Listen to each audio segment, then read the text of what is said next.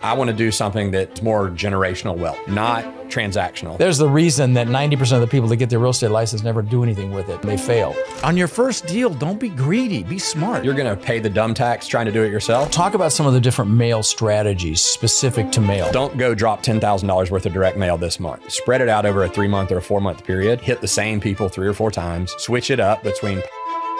He wrote me a check for $400,000 and put it in the mail, and it came to my house because he trusted me. We say all sellers are liars, especially when you first talk to them. They'll list it at whatever price they can just to get the listing, and then they'll beat you up to get it down. Talk about some of the other strategies for marketing. We've done.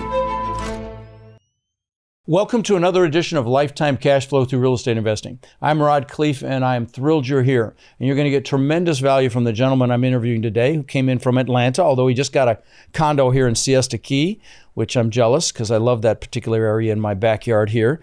And his name's Brandon Rickman, and Brandon has done over 500 flips, has a private lending business. He's developing a Class A self-storage facility. He's done a lot of different things, and we're going to have a lot of fun today. Welcome to the show, brother. Thanks, Rod. Yeah. Happy to be here. So why don't you start like we typically do and just give us a little bit of your background, you know, when you got into real estate, if you started in real estate or if you started somewhere else, and kind of bring us current. Yeah. So my dad was actually a builder. So I kind of grew up around real estate and construction. My brother is still on the commercial side. He does commercial development. I stayed on the residential side primarily, doing the self-storage facility, like you said, and we have an office as well that we own. But for the most part, I stayed on the single family side and had a remodeling company for a few years, and then moved over into new construction, started doing new houses. And for the last 10 years have focused on flipping houses. So in the Atlanta MSA? All around Atlanta. Yeah. We've had some short-term rentals that we've done outside of Atlanta. Right. And then, of course, the place here you mentioned in Siesta Key. Right. Just as a quick aside, the short-term rentals, where were those? They were in North Georgia in the mountains. It was okay. a golf in the Blue Ridge? Yes. Okay. Yeah, my brother has cabins up there, really? But he's hurting right now. Yeah. It's not going as well. Ours were on a lake, okay, in a golf course community, a gated community. So they did okay because they were resort destinations, and so they did okay. Okay. Yeah, he had to sell a couple of his cabins. Same area, Blue Ridge. Yeah, I love that area up there, by the way. Yeah, it's beautiful. Yeah. If you don't mind, I'd like to really go deep on flipping. You flipped 500 freaking houses, even more than I've done. I mean, I've bought and held. I've flipped a few, but most of mine were buy and hold. And so, you know, I'd love to go soup to nuts on flipping. Okay, for those that are listening that think, hey, you know, I want to build some quick cash, you know, I mean, you could flip multifamily too, by the way. I've got students that have made a lot of money flipping multifamily, even wholesaling multifamily. Do you ever wholesale or just flip? We wholesale some. You've wholesaled some, yeah. Because there's going to be properties you don't want to go after, and someone else might like them, right? And that's what I tell my students as well. You know, once you pick a market, you know, get a list of people that are buying there, because if there's a deal you can't do or don't want to do, you still, I mean, you know, it's really interesting. And then, sorry, I won't steal the mic here, but I put a question out to my warriors, my coaching students. I've got a big coaching platform. And I said, how many of you have wholesaled a multifamily and made over 100 grand? And this was like 3 or 4 years ago. And 12 of them had 2 made over $1 million. Are you serious? Wow. I've never done that. Yeah, right. You can wholesale and flip all sorts of things. So talk about how you got into the flipping, maybe. And kind of give us, you know, how things progressed, because to flip 500 houses, you had to put a team together, you had to put systems in place. So kind of bring us, you know, how you did that. So our first flip that we did, my wife was a math teacher, and no kids at the time, you know, been married a few years, and I was working for a builder in town. So I was building houses for another builder, and we really just wanted to make a little extra money on the side. We never had a big vision of, let's build a big real estate company. Right. It was, hey, let's see if we can make a little money on the side. And there was a house in our neighborhood that was dilapidated. It was kind of run down, and we went up, knocked on the door and said, would you be interested in selling the house? And as it turned out, the father had passed away, the mother was going into assisted living, and the house was destroyed. Perfect. And so we made them an offer, they accepted it. We, you know, had saved up a little bit of money to do the put 10% down or 15% down, got a loan through a bank, and then did all the work ourselves. So big learning experience. We work our day job, Monday through Friday, 9 to 5. And then at night and weekends, we're over there tiling floors and painting. And you had the boss helping. I did have the boss helping. Wow. Yes. Okay. Yeah. She's the owner and I'm the worker. Right. So right. Let's get that right. Let's get that right. Yeah. Okay.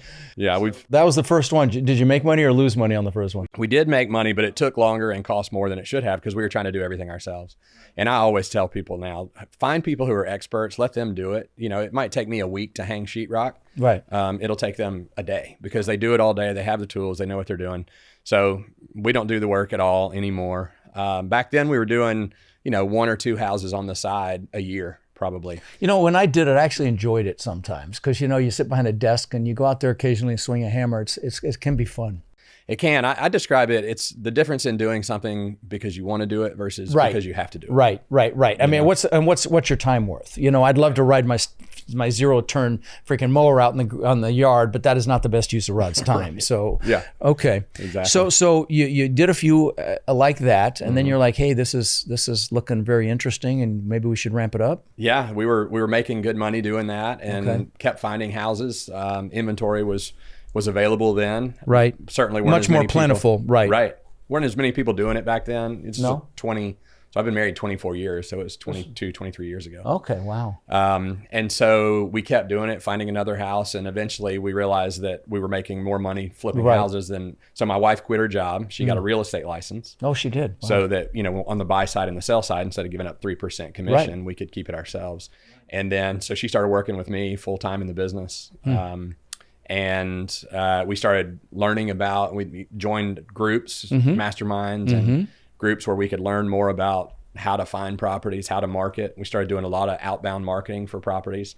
Eventually, I quit working for the builder, and we were both full time in flipping. No, did you go see Ron LeGrand or I've seen him. That crusty old fart. I love him, man. Back in the day. Yeah. Oh God, yeah. And did you ever join the Tampa mastermind here with those boys? I didn't. Okay, you know who I'm talking about? Collective Genius. Yeah, they have so some yes, of the biggest. I was in Collective Genius. Oh, you were? I'm sorry. When you said Tampa, I was thinking of that's where he's the main guy's Jason. based. Jason, right? Okay. Yeah, I was in Collective Genius from 2016 until 23. No kidding. So we well, then we crossed paths because I was in there in 21 or 20 or 22. I don't remember. I'm probably 20 or 21 because I had built a multifamily mastermind, and those guys do a masterful job with their mastermind. And I didn't want to. I wasn't there to rub elbows with flippers or learn how to flip or anything like that. I wanted to just see how they ran their mastermind. So I joined for a year and enjoyed the hell out of it. But I only did it for a year. But we probably saw each other. No, I think we did actually. I'm fairly certain we did. Your face is a little bit familiar, so I don't remember names worth a damn, but I remember faces. So let's dissect a typical flip.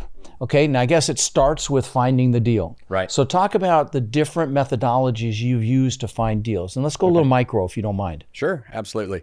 So I think part of that learning process was I knew how to come up with an ARV for a house, right? I knew how to do repaired value is ARV, guys. So that you have to know what that is if you're going to flip, because so what's it going to be worth when when it's time to sell? Okay. Right. So I knew how to do that. I knew how to do the construction and estimate the cost of the construction. But what I didn't know was how to find the properties. So at scale. Hold on one second. You knew that because you've got a contracting background. Or your family's a contracting background. Correct. So those of you that don't have that background, then you've got to bring in a contractor. You've got to bring in, you've got to develop some relationships with some subs and have them help, bid it out so you don't make mistakes. Because the biggest mistakes, correct me if I'm wrong, in that business, from my understanding, the biggest mistakes are in the make readies, in the work. Absolutely. Yeah. If you underestimate what the cost is going to be, or hire a bad vendor that rips you off and screws with you. Yeah. Okay. And we do up front, we'll take a contractor in with us on all of our projects now. Yeah. Hey, what's the cost going to be? Give us a fixed bid so we can put that in our budget and know exactly what it's going to be. That's how it should be done, right? Right. Okay. And it fluctuates a little bit. You can put a 10% overage in just to make sure. And that's not a bad idea because you may have changes, right? Yeah. Okay. So really learning how to do outbound marketing to find off-market properties was the key for us, because you can buy on the MLS, you can buy through agents, but by the time a real estate agent has a listing agreement for a property, they're trying to sell it for as much as they can. Back in the day, you could find deals that way. Not anymore. Not anymore. I mean, maybe it's coming again now with the market really slowing down. So how else would you find deals if you can't find them that are listed with a realtor? So we started doing outbound marketing. We really targeted direct mail to start Direct with. mail, yeah. So we were buying data from list providers. And name some of them, because there's a lot of disreputable ones out there. Yeah. They'll resell the lists and they're complete crap. Yeah. So what are some good ones? So List Source is probably the best List that you Source. can go to and pull your own list. Okay. List Source. We've used them for 10 years or more. Okay. There's also data providers that you can buy from. REI, 80/20 REI Okay. is a good one. They're based down here in Florida. And what Fun makes data. them different from List Source? They have data scientists, so they're going Gotcha. in. If you think about a single family property, you can go in and find every address in the state of Florida if you want to. Well, now we're going to take all those properties and we're going to see which ones are behind on their taxes, which ones have notices for not taking care of the Maybe yard. been in there 20 or 30 years and they're free and clear. Free and clear, high equity. Right. So maybe it's a probate property where somebody passed away and they inherited the property. So you stack all these things on top of each other. Now we come across properties that have 4 motivating factors, or 5, or 7. And it's all about what? Motivation. What's their motivation? You can't push a rope, okay? Right. I get people to call me and say, "Hey, I can't get the seller to sell." I'm like, "Yeah, okay." I mean, you can't push a rope, so you've got to find motivation. You've got to get them when they're motivated. Somebody died, did a divorce, somebody's ill, they're tired, they're disgusted, whatever. They've had too many evictions, whatever. They're worn out, right? And we say, no doesn't mean no, it means not right now. Right. And so there's lots of follow up with them. But basically with outbound, like direct mail is an outbound technique. So we say, hey, if you're interested in selling your house, call us. Right. So we're targeting that very specific list of data. Right. We're buying that data from 80/20 REI. Audantic is another great resource. Okay. We buy data from both of them and pull our own data from List Source. Got it. So we're targeting those people who have motivating factors. They have a reason to sell or a need to sell. Right.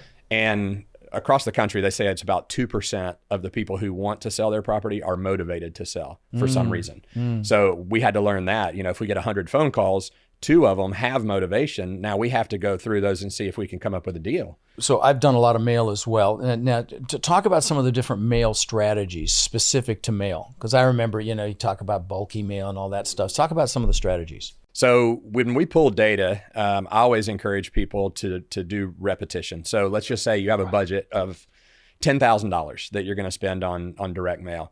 Well, don't go drop $10,000 worth of direct mail this month. Spread it out over a 3-month or a 4-month period, because like any other kind of marketing, the more they see your advertising or your direct mail campaign, your postcard or your letter, the more likely they're going to be to go, oh, this is a real company. They're not just fly by night. They didn't just drop mail one time and see what happens.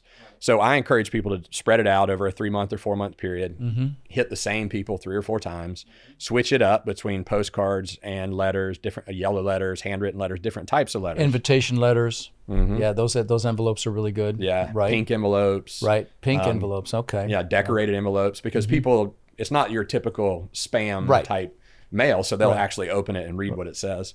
We've done check letters too. That was a big campaign for us. Did that work? It did. Interesting. It was a slow start, but it picked up. So it just looks like a check in an envelope, and they open it up. I mentioned bulky mail. Back in the day, they would talk about all these different strategies where you'd throw a little eraser in the envelope or throw some tchotchke of some sort in there, and you get people to respond. And so you change it up. One thing that's worked really well for us, if I might add, is we put a return self-addressed stamped postcard in the letter so they could fill it out. Now, of course, it's double the price of the mail because it's stamped. But, it was only to people that had owned at least 20 or 30 years, so we knew they were high equity, if not free and clear.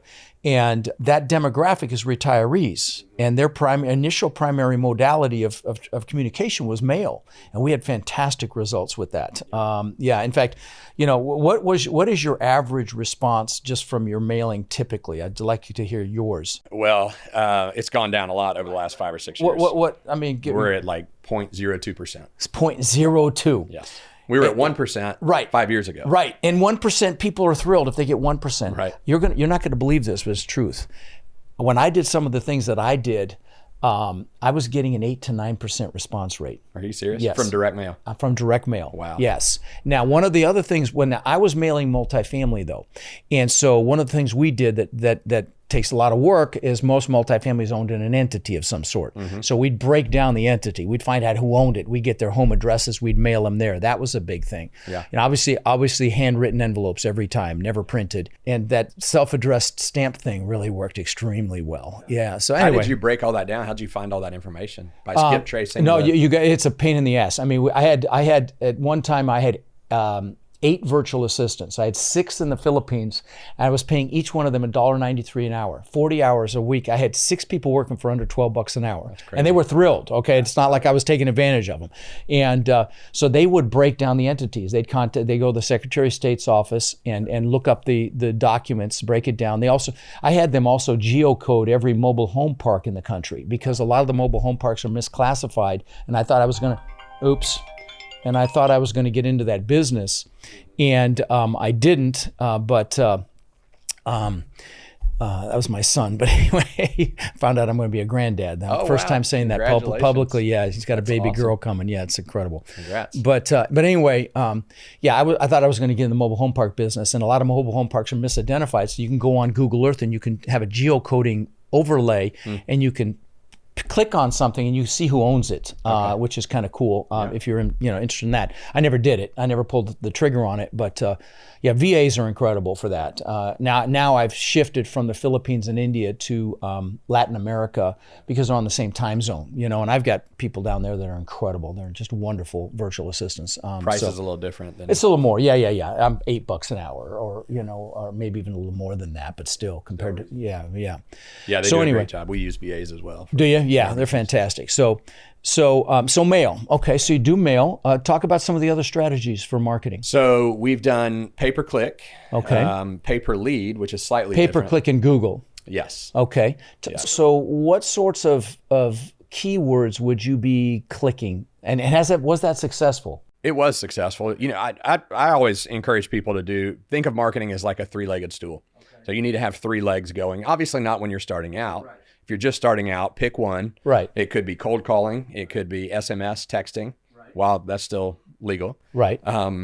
It could be direct mail, but pick which one you want to do and learn it and become an expert at it. So do that, become good at it, know what you're doing with that. And then as you grow, add other marketing channels to it. And as you have some money come in, so you can afford it. Right. That's right. Yeah. Okay. The issue with outbound marketing is all of those channels will work. It just goes up and down, and nobody really knows why it fluctuates. So this month, direct mail may kill it. Next month, direct mail doesn't do that well. You get 10 deals this month out of direct mail. Next month, you get 1. Got it. So with a 3-legged stool for marketing, you might choose direct mail, paper lead, and cold calling.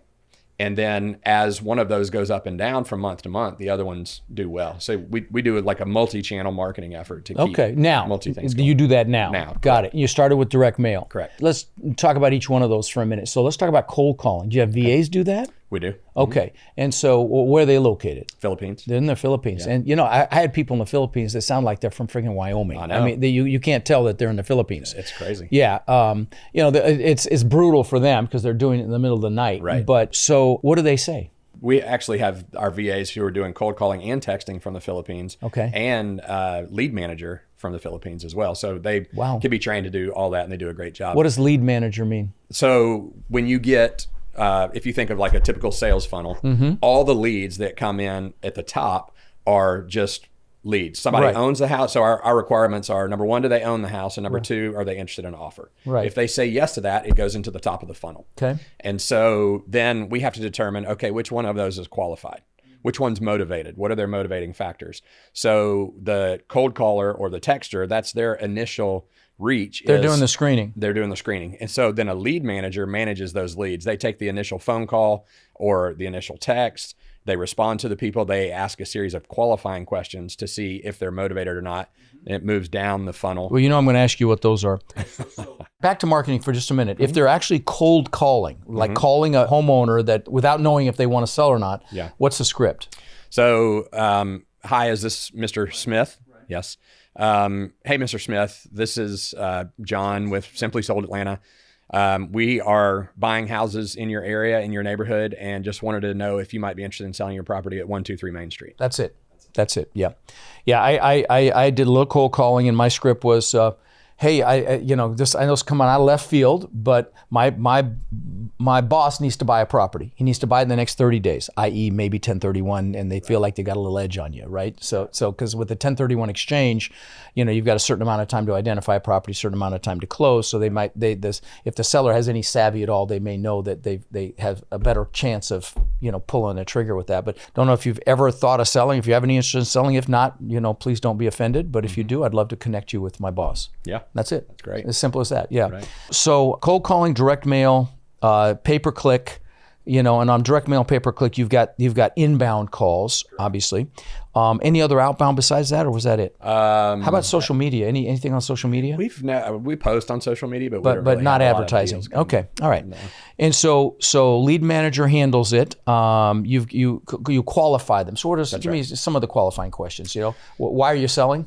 Yeah. Okay. Yeah. Why are you thinking about selling? How soon do you want to move? Right. Anytime we talk to a seller, it's always best case scenario. We say all sellers are liars, because they say, especially when you first talk to them. So if you're reaching out to them, if you're cold calling them, they have no idea who you are. They don't know if you're a bot or if you're a scammer. Right. And so you have to build rapport with them. Right. And so the initial questions are obviously, do you own the house? Are you interested in selling? If so, that goes into our CRM. Our lead manager would then follow up with a second call and second series of questions. And ask those qualifying questions. Right. And those would be, we find out, we break it down and say, okay, first thing we want to do is find out about the house. And we don't really care so much about the house because... Right, but it calms them down. That's right. It builds rapport.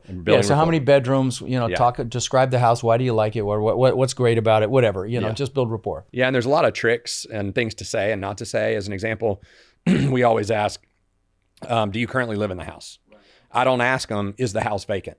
Because that puts them on a defensive. No, it's not vacant. I live in it. It's my primary house. So do you currently, even if I think it's vacant or it's a rental, we train our folks when they call them to say, okay, are you currently living in the house? Right. No, I'm not. It's a rental. Well, now we got that information we need and we didn't offend anybody. Right. How quickly? So we first go through the questions about the house. Right. Again. Right. Because then you get into the more troubling questions. That's right. Like how much do you owe? Have you ever thought about carrying? Exactly. Things like that. Yep. Right. Why do you care how much we owe? That's none of your business, right? If you ask that up front, they're defensive in there. Forget it. So we'll say, okay, so you might be interested in selling your house. Right. Again, we're not saying, do you want to sell your house? Right. You may be interested in selling. Right. And if they say, well, what does that mean? That's softer. It's softer. Right. And we say, well, if it's a fair deal for both of us, I mean, it's got to work for you and it's got to work for us. So if we can come to an agreement on price and on all the terms and everything, you might be interested in selling. Right. Yeah, I might be. Okay, great. Can you tell me a little bit about the house? Right. And they start talking, hopefully. And you let them talk as long as they want. As much as they'll talk. They'll love the conversation if they're the ones doing the talking. And the more they talk, the more they feel like they know us, which doesn't make sense. No, that's How to Win Friends and Influence People, Dale Carnegie's book. That's it. Right. Yeah. So then after we've gotten some information about the house, how many bedrooms, whatever they don't tell us, we'll say, have you done any work to it lately? Have you done any updates? When was the last time? And they love talking about that too, because it makes, it adds value. They feel like they're, adding value. Yeah, I love that. That's a good one. Yeah. And then, okay, great. Thanks for sharing that information. Let me ask you this. Why are you thinking about selling now? Mm-hmm. How quickly are you thinking about moving? Mm-hmm. How quick are you trying to get something done? Mm-hmm. Have you tried to sell it before? You ever asked that one? And we ask them all the time too. Let me ask you this. If based on what you're telling me, why don't you just list it with an agent? Right. If you want full retail price and you want to get as much money as you can, why not list it with an agent? By the way, we have agents on our staff and we can list it for them as an option. So, we ask that question just to find out what their motivation is. They'll tell you some interesting things. Well, it needs a little more work than it probably should, or we really want to sell it more quickly, or you'll get great information. I had last week, I had an agent that I talked to who doesn't want to list the property. She wants to sell it off market, even though she's an agent and could list her own house herself. She doesn't want to. And she said she had some other private stuff going on. I think she's going through a divorce. Could be, you never know what situation people are in. Interesting. Yeah, so you go with deeper questions. How much do you owe? Things like that. So what's the next stage? For us, since we're doing everything locally in Atlanta, which I recommend, certainly if people are stay geographically specific, yes. If you're going to wholesale, you can do that virtually. That's not too difficult. But when you're flipping, I know the streets, I know the school districts, I know the values. Right. So I encourage people, if you're starting out, stay in the local area where you know the area. And then obviously if you're going to do another strategy, you can buy out of state. So our next step is to say, okay, great. Thanks for that information. It sounds like a property that will probably work for us. The next step is to have our acquisition manager come out and physically walk the house with you. I've got an idea of what the cost will be to do the rehab based on what you've told me, but we need to put eyes on it and make sure. And then we'll send an acquisition out to an in-person. And that person has a contract, or how's that work? Mm-hmm. They have a contract with them. Contracts with them. So they can write it right then and there. Make offers on the spot. Okay. Hopefully sign a contract. It doesn't happen as much as we would like, obviously, because people want time to think about it. They want to think about it, right. Mm-hmm. But then we'll follow up with them. We set a follow-up date. If we go out to the house, look at the house, we have our acquisition manager who leaves and says, let me go sit in my car, run the numbers, call my boss, like you said before, my underwriting team, and see what kind of number. Oh, you use the good cop, bad cop too? Absolutely. So using the good, okay, well, my boss only thinks it's worth this. Yeah. Okay, I love that. Just like a car salesman. Yeah, okay. if I could, let me ask you this, Mr. Seller. Uh-huh. I know you want 200 for your house. We're at 120. I know we're kind of far apart. I'm not sure if I could get my boss to agree to it, but let me ask you this. If I could get him to come up to 130, would you be willing to do it at 130? I know it's still less than what you're asking, but I want to try to get you as much as I can. Right. So our whole mindset then is we want to be on the same side of the table with the seller. Right. We don't want to be across the table. It's you and the seller against your boss. That's right. Yeah, I love it. No, that's because if you're across the table, then they think it's adversarial. It is. And as soon as you walk into their house, we knock on their door and we say, thank you for inviting me into your house today. Oh, that's good. I'm not coming because I'm forcing you. You're asking me, you're allowing me to come in and see it. That's a good good pre-frame. Yeah. All that kind of mindset just to let them know we're not adversarial. We're not, this is not me against you. Right. It's I love it. Me and you are on the same side of the table and my boss is the one we have to convince. So I'm going to try to help you get the most money you can. Okay. And we go in, we talked about this a little bit earlier, but every house that we go into, we evaluate it to see, does it make sense to buy and hold ourselves? Right. Does it make sense to flip? Right. Does it make sense to sell to another investor, to wholesale to another investor? Mm-hmm. And then we also offer all of those strategies to the seller. Oh, so you give multiple offer strategy. We do. Okay. Yeah. So we train our people. We're a real estate service company. Mm. Oh, that's we're nice. there to help people. We buy and sell, 100 or more houses a year. A lot of people buy 1 or 2 houses in a lifetime. Right. We're experts. They're not. Right. We're going to come in and listen to your situation and help you figure out what's the best strategy for getting the money you need based on your situation. Yeah, so create a win-win. Yeah. So I want to hear about the property, but more importantly, I want to hear about your situation. Right. Sometimes price isn't the thing. They need out quick. Right. Sometimes the price, if you can close in a week or whatever, that could be the deciding factor. Right. And that's our first option. We pay cash. We can close in 7 days. Right. Here's the price if you're interested in that. What's the second option? Seller finance? No, we actually don't do much seller finance. You do finance. subject to? Don't do none of that. Okay. No. So we basically have 4 different strategies. Okay. The first being the cash offer. Mm-hmm. The second one would be we might be able to get you a little bit more if we can take it to another one of our buyers that we work with, another investor that we work with. So that's kind of a wholesale deal, right? Where we might be able to get them a little bit more, tack on $10,000 or $15,000 and sell it to someone else, which is a strategy that we didn't know for a long time, even being in real estate. No kidding. Yeah. No, you didn't know. We started with flipping and new construction.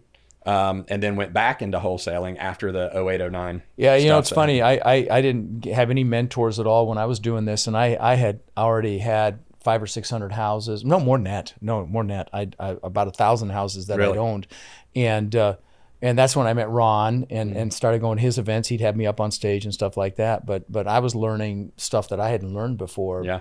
But that's it's a fire ready aim. But yeah, I think it's now. I think. One of the important things is having a coach or a mentor or somebody who's been there. For sure. It was important then too, but there weren't a lot of them. In my space, just to brag for a minute, my Warriors, my coaching students, they own 265, I think 65,000 units that we know of under my tutelage, and it's probably closer to 280 or more, honestly, which I'm really proud of. Yeah, and then lots of single family, lots of other asset classes, self-storage like you're doing, tons of those, mobile home parks, retail, mixed use, senior housing, student housing. I'm getting into senior housing in a big way. you? Yeah, big way. Yeah, I'm going to start teaching it as well. That's great. Yeah, but But having someone who's been there and could, you know, for flipping houses, I've been flipping houses for over 20 years. Right. Well, if you're just starting to flip a house, right, I've probably made a lot of the mistakes right. that you're going to make, and I can tell you how to do it. So sure. I think that was a huge part for us, was just, you know, finding a networking with people, finding a mentor. You just get one tip from a person can save you tens of thousands of dollars, and you know, save you from a seminar. Yeah. And so once you write the offer, initially, I'm sure you were buying with your own funds and bank financing, right? Mm-hmm. Then you started bringing in private investors and like private lenders, which now you do. Correct. You know, I mean, I remember I had this old woman in Denver that would loan me money at 10% plus 2 points. Mm-hmm. You know, and I think you do 12 and 2. I think you just said we do. Yeah. Yeah, 12 and 2. So you buy the house with private lending, private money, hard money. Mm-hmm. You've done that, I'm sure. Banks. Private investors. Have you ever done splits where you bring them in and they get a piece of the deal, or has it always just been a loan? We haven't. Okay, so I've had partners. Another thing I'm a big advocate of is don't ever have a partner unless you need to. Mm-hmm. I've had a lot of them. I'm dealing with a nightmare with a partner that just is just a complete POS. Yeah. I'm dealing with it right now. It's like a marriage, you know. Yeah. Going easy to get into and hard to get out of. Exactly. Yeah. And you're going to see everybody's best side going into it when you're in the dating phase. Sure. But over time, when things get difficult, that's when the real bad side of people comes out. So we have to make sure we paper everything correctly up front. Yeah. But my wife is really good about putting the brakes on. Anytime I'm like, oh, why don't we partner with this person to do that? She's like, we don't partner with people. Don't forget. We've been down this path. Love it. So you close on the deal with whatever financing or whatever cash arrangement you work out. Mm-hmm. And then you bring in your contractors. Mm-hmm. What are the typical upgrades that you make to a house? Like, do you have a stock? I'm sure you've got a stock paint package, you know, same paint colors. You know, if you put in a new kitchen, you probably get the same cabinets and countertops and all that stuff. So talk about a little micro on that. So what do you typically do? If I can jump back to something you mentioned real quick on the financing part, because that's one of the biggest questions I get in our business and have for years. One is, how do you find the property? The other one is, how do you fund it? Right. And so like you said, when we started out, we were trying to use bank money, save up our own money. And what I discovered over the years was, you mentioned both of these, hard money lending and private lending. Right. And so I kind of break it down into those three buckets. Institutional lending, which is a bank, lower interest rates, much harder to get. They require W-2s and tax returns and all that. Right. Hard money lenders are bigger companies who pool money together, and they'll loan out to other flippers and wholesalers and buy and hold investors. They're going to charge a higher interest rate. So 2 points and 10%, 2 points and 12%. Which is what you're doing. Which is what we're doing now. Right. But they're much easier to work with. Sure. They're going to look at the property and base the loan on the value of the property, not on your W-2s. Right. So if you have a job, but you're not making enough to pay for 2 houses or 3 houses, you can go to a hard money lender. And again, I had no idea when I started in the business this was out there. Right. But they're very prevalent, and we work with a bunch of them. And then private lenders is my preferred method, like you talked about. What's the difference between hard and private? To me, they're the same. So private lenders, people will call me and say, hey, will you share your private lenders? And I'll say, sure, I'll share them, but they don't know you. They loan me money because they know me and they trust me. They've seen me and do this business for 20 years. Right. So it's friends and family. It's people that I've met over the years. Oh, that's what you mean by private lenders. Yes. Got it. That's kind of how I set that bucket up. But, got it. So a hard money lender, they might, I can give you a hard money lender's phone number. You can call them and do a deal with them. Sure. A private lender is a friend of mine that I've known for 15 years, and I call them. The good thing about private lender, and this happened a few months ago, I have a private lender in Poland, actually. Wow. Who was having trouble wiring funds. So he wrote me a check for $400,000 and put it in the mail, and it came to my house for $400,000. And then I had to go deposit it in the account.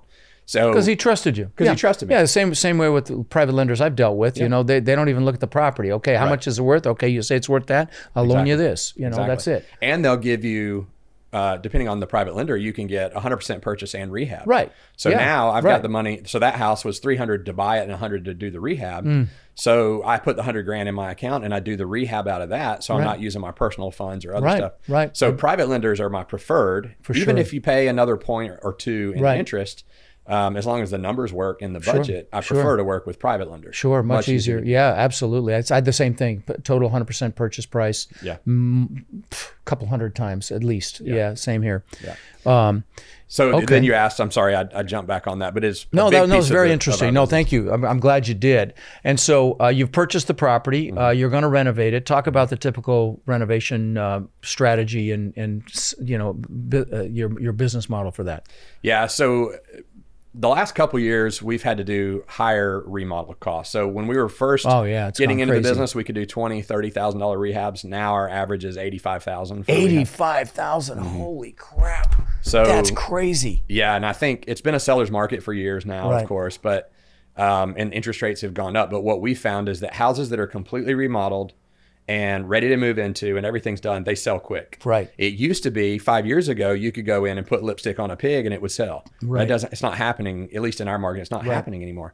So people don't want to buy a house and then have to spend a month and another $30,000 getting it like they want it. Right. So we're going in and we're redoing everything. New cabinets, new countertop. Oh, you always do new cabinets? Everything. Wow. New vanities. I mean, most of the time, the kitchen and the bathrooms are what sell houses. That's what sell. It's the woman that buys it. It's the woman that buys. The kitchen and the bath, So new cabinets, new vanities. What sort of countertops you typically put in? Granite. You put in granite. Granite countertops, stainless steel So what's the price? What's the price range of the houses that you have done most recently? Probably $450 is our average sales price. $450,000. Okay. Which Atlanta's a great market for that. You know, you can still buy prices at a decent.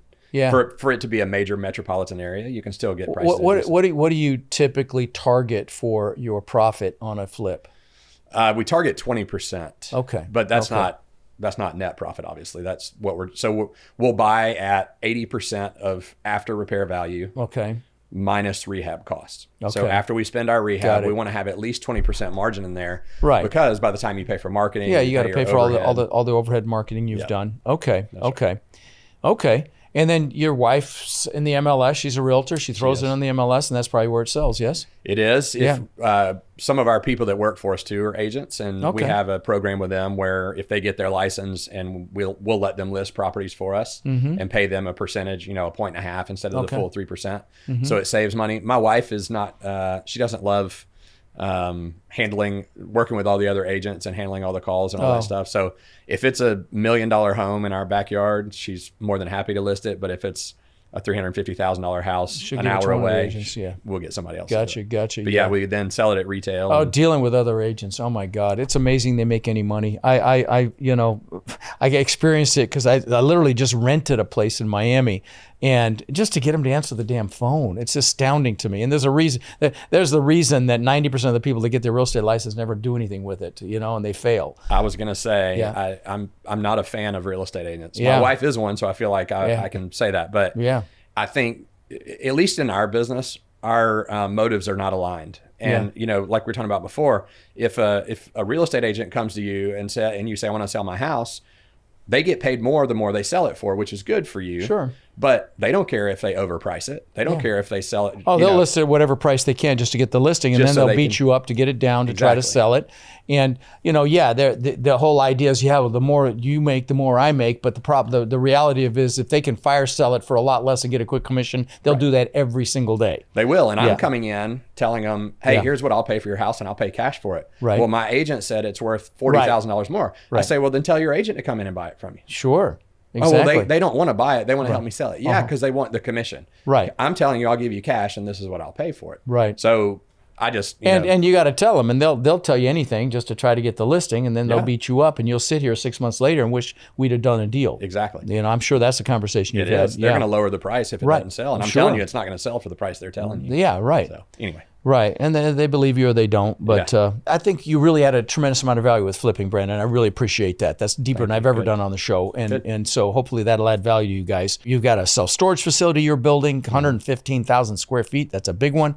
I know you've done some other things. You've done some multi as well, I think, or threatened to do some. So talk about that. Why transition, and what are you doing? One of the things that I've realized over the years is that whether it's flipping houses or new construction, it's transactional. So what that means is you go find a house, You buy it, you do the rehab, and then you sell it. Well, now you got to go find another one. You're only as good as the last deal. Right. Yeah. And so you're always on the hamster wheel. You're always marketing. If you quit marketing, you don't have any deals. And so it's a constant, daily grind to find the next deal. Same thing with new construction. You find a lot, you build a house, you sell it, you make money. That's great. But then you got to go find another lot. So over the years, I realized, and we had a lot of single family homes at one time. We've sold most of them, but we as still rentals. Right. As rentals, both short term and long term. Mm-hmm. And even those, if you cash flow $100 a month or $200 a month, and then your air conditioning goes out. Yeah, you have one, or they move out and they've trashed it. Right. You lose the whole year or 2 years worth of profit. Exactly. And I realized, I need to get to like 100 properties before it makes financial sense to do it. So I sold most of those off. But the transition has been, I want to do something that is more generational wealth, generating generational wealth, not transactional. So lifetime cash flow. That's why we call this podcast Lifetime Cash Flow. I love it. Lifetime cash flow. And even with single family homes, it's really not like we just talked about. You can't. Really I've had 2,000 single family homes that I've rented long term. Okay. It took me a long time to get this freaking memo that we're talking about right now. Okay. I'm a slow learner, but anyway, yeah. Yeah. So I just, realize that I want to do something that you put in more time and energy and money up front, but then it continues to pay month after month after month for as long as I want to keep the asset. Yeah. So initially we started looking at buying self-storage facilities that we could add value to. Sure. Really couldn't find anything that penciled that I was comfortable with. Started looking at multifamily and loved multifamily. We had the property in San Antonio that we talked about, 187 doors try to buy that we had under contracts. And so with this self-storage deal that we did now, I actually got it from another wholesaler. It was 2 houses side by side on 4.5 acres. You just scraped it. And during my due diligence, I found out that the future land use map showed the property as commercial. And there was a new Walmart next door. Oh, wow. So I thought, okay, well, what if I could do a self-storage facility here? So I went through the zoning process, got it approved for a special use permit, and now we're building a 115,000 square foot self-storage facility. It's been a great process. It's taken a lot longer, as you know. Have you picked up a shovel yet? It's on the way? We've scraped the properties and got the site ready, starting the vertical construction. So are you going multi-story or just single story? It's a 3-story, all with Class elevators. A. Okay, cool. And it's interesting. Climate controlled, all that? All climate controlled. Yeah. Interesting when you talk to people, some of them have a mindset of only doing the single story, kind of old school, one level, non-climate controlled. And that works in some areas. Sure. Well, not in Hotlanta. Not in Hotlanta. Yeah. And from a sales standpoint, the REITs, like Public Storage and Extra Space, they and like the big bigger boys, ones. Yeah. They're not going to buy a 20,000 square foot property. They want something over 80,000 square feet. So that's your exit plan. That's the exit plan. Are you going to use a flag like a national brand, or you came up with your own brand? We do have our own brand, but no, we're using a national manager to manage the property. Gotcha. So it'll have their logo. They'll have their stuff. It'll look like it's theirs. Okay, but got it. My long-term goal with that is, this was my first one. And so I partnered with someone who has done 55 self-storage facilities. Wow. Brought him in after I got it approved and zoned and everything as a general partner so that I could learn the process. Sure. And that's how you do all this business. That's why my students are so successful. You need to align with somebody that's done it before. Exactly. Do it with them. Get it on your resume, and then you're off to the freaking races. Right. And that's, like I said, that's why my Warriors are so successful. And then, when you approach investors, did you raise money for that deal? We did. Yeah, yes. I syndicated it then? We did. We okay. Syndicated. And so, when you approach investors, you use the we word. We've done 55 self-storage facilities, and that's how you do it, right? That's it. Yeah. The same thing with multifamily. It's the same thing. Yeah. In fact, same thing as senior housing. This deal I'm doing right now, we did the webinar presentation last night to raise. It's a small raise, 1.8 million. I think we'll have it raised by today. But we're aligned with somebody who's done $3.6 billion worth of senior housing. That's our operator. So same thing. I'm doing it myself. Yeah, and my philosophy is you're gonna pay the dumb tax trying to do it yourself. Oh, it's stupid. Or you just give up, bring in a partner, give up some equity, and learn to do it on your from somebody first who deal, knows. don't be greedy. Be smart. Exactly. Hello. So you want to do this again then? You're liking the looks of this. Yes. Okay. I love multifamily and self-storage so much better than the transactional business I've been in for the last. But I do think, as I look back at it, I think it's very valuable to go from buying one house on the side to doing 100 It's a great way to houses a start. year. It's a great way to start. Great. I mean, I did it. Like I said, it took me a lot longer to get the memo. I should have gone into much larger properties much quicker. Yeah. You know, when I lost everything in 08 and 9, I'd mentioned this to you, my apartments did just fine. They would have survived if I hadn't cross-collateralized them. And so that's why I got into multifamily hard after the crash. But love it. So you're loving this. My long-term goal is to hold on to them. Yeah. This first cash flow. This first one, we've already had public storage and Extra Space make us offers at CO. No kidding. They'll pay at CO. Wow. And so it's a handsome That certificate return. of occupancy, once it's completely done, is what CO means. Okay. That's right. Most of the time, they want to see it leased up to about 80-85% before they'll pay top dollar. But sometimes they're willing to pay at certificate. Well, of yeah, with occupancy. Walmart next door, they're like, hello. It's a good area. But good call. My on long-term that. goal again is to learn this first one with a partner, and I may do some others with him, and then do some that I'm going to hold for the long term. Sure. That's the goal is to buy them and hold for them. the grandkids. That's right. And their kids. Yeah, I mean that's Build and hold or buy and That's hold. it, man. That's the name of the game. Yeah, my son. I'm trying to get him to get his GC license. He's moving here now that he's having a baby. So very exciting that he's coming down here. And Very exciting. I want to build some stuff. I'd love to build some self-storage, build some townhouse communities, anything. I don't care. Senior housing, even. I'm really excited about senior housing lately. Yeah. But That's great. well, listen, this has been a lot of fun, Brandon. You've added tremendous amount of value, I just appreciate you coming down, and I love that you're going to be down here anyway. So we'll have to maybe have dinner sometime, when you're convenient. Yeah, Absolutely. Yeah, I appreciate it. Thanks for having me on, and hopefully added a little value to. No, you some of the people absolutely out there did. No, I've never listening. gone this deep on flipping ever on the show, so it's been very valuable. So thank you. Yeah. All right. Thank you.